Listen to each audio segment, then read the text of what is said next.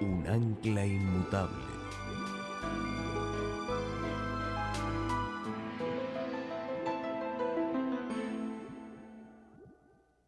En esta tarde vamos a estudiar la conclusión del temario que hemos estado llevando durante las tardes de esta semana. Hemos estado hablando de la pérdida del reino, del territorio por Adán y Eva, y cómo Cristo ha recuperado lo que se había perdido. Y hoy va a ser el clímax de nuestro estudio juntos. Pero antes de estudiar queremos orar, así que les pido que junto conmigo con reverencia inclinen sus rostros.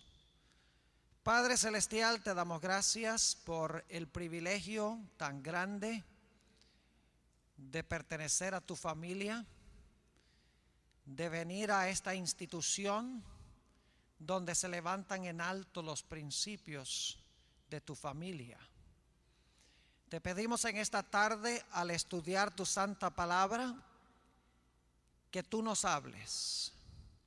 Hable particularmente, Señor, a aquellas personas que están en el valle de la indecisión, que no han hecho una entrega completa al Señor Jesús. Te ruego, Señor, que lo puedan hacer para tu gloria y tu honra.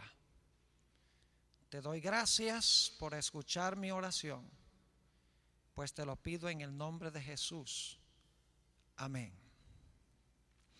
El Señor Jesucristo se encontraba con sus discípulos en una ciudad que se llamaba Cesarea de Filipos. Es una ciudad que queda al extremo norte de la tierra de Israel, en efecto, un poco afuera de los límites de la tierra de Israel. Es una ciudad que en los tiempos de Jesús estaba localizada en un lugar supremamente hermoso, rodeado de lujuriosa vegetación. La ciudad quedaba al pie del majestuoso monte Hermón, un monte nevado, el único monte nevado en la tierra de esa región, en tierras bíblicas de esa región. Un monte que parece un volcán, mejor dicho, porque es bien simétrico.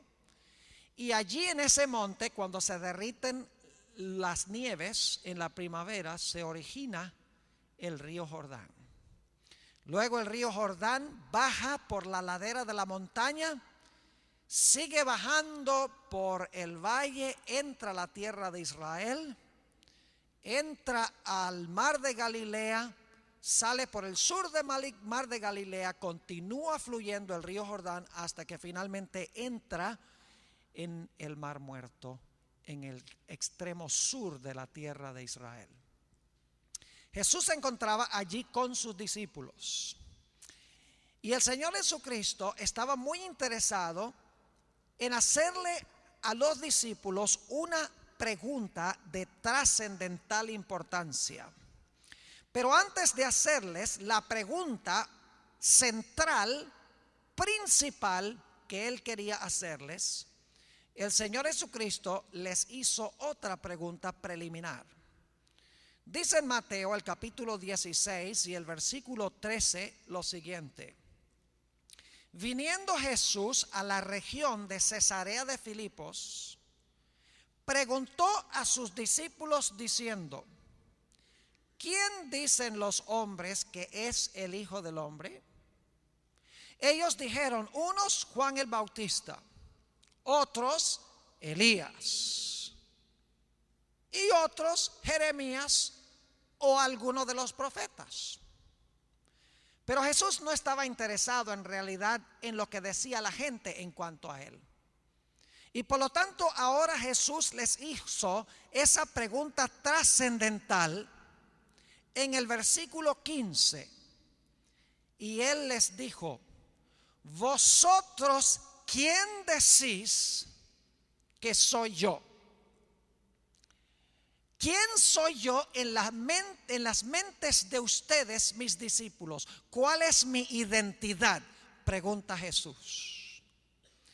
Y claro, el apóstol San Pedro, quien siempre parecía ser el portavoz de los discípulos, enseguida contestó en el versículo 16 con las siguientes palabras: tú eres el Cristo, el Hijo del Dios viviente.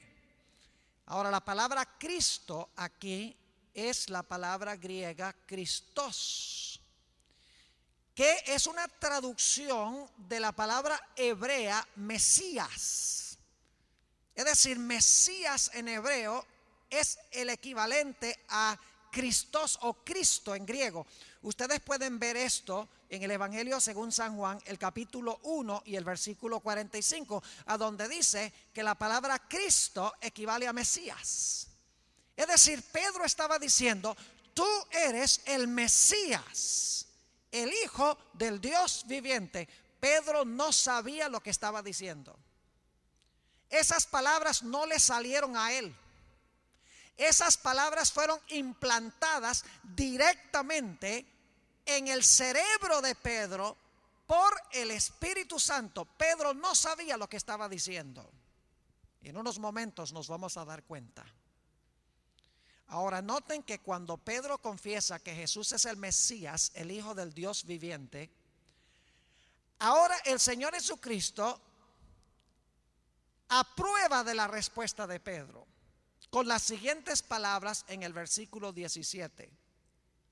Entonces le respondió Jesús: bienaventurado eres, Simón, hijo de Jonás, porque no te lo reveló carne ni sangre, sino mi Padre que está en los cielos. Es decir, la información que acaba de salir de tu boca no vino de tu mente, sino que fue implantada en tu mente por el Espíritu Santo. No te lo reveló carne ni sangre, sino mi Padre que está en los cielos. Y claro, cuando Jesús dijo eso, indudablemente Pedro se sintió muy bien y pensó para sí mismo: oye, mire las palabras tan bonitas que habla Jesús en cuanto a mí. Bienaventurado Simón. No te lo ha revelado carne ni sangre, sino mi Padre que está en los cielos. Ahora, debo explicarles el concepto que tenían los discípulos del Mesías y del reino que iba a establecer el Mesías. Ellos creían que el Mesías, cuando viniera, iba a destruir a los odiados romanos, iba a establecer su capital en Jerusalén e iba a poner a la nación judía en el ápice por encima de todos los reinos del mundo. Esas eran las aspiraciones de los discípulos. Esa era la clase de Mesías que ellos estaban esperando. Y cuando Pedro dijo que Jesús era el Mesías, él en realidad no entendía qué clase de Mesías iba a ser Jesús. Y eso lo vamos a ver ahora. Después que Jesús dijo: bienaventurado Simón, no te lo reveló carne ni sangre, sino mi Padre que está en los cielos, Jesús le dijo algo a los discípulos que los sacudió hasta los cimientos. En el capítulo 16 y el versículo 21, noten lo que declaró Jesús. Desde entonces comenzó Jesús a declarar a sus discípulos que le era necesario ir a Jerusalén y padecer mucho de los ancianos, de los principales sacerdotes y de los escribas, y ser muerto y resucitar al tercer día. Es decir, el Señor Jesucristo dice: la clase de Mesías que soy yo es